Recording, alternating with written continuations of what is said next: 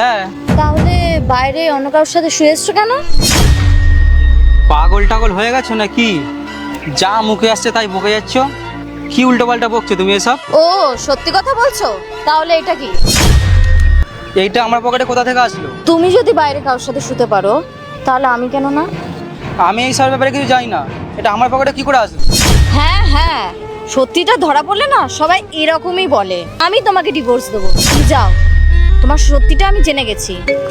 দেখো দেখো, তোমার জানেমানের ফোন চলে এসেছে, যাও ধরো।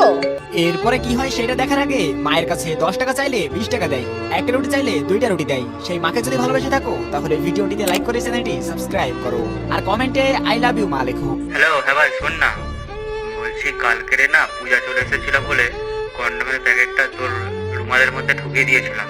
তো তোর বলতে ভুলে গিয়েছিলাম, তাই বলে দিলাম।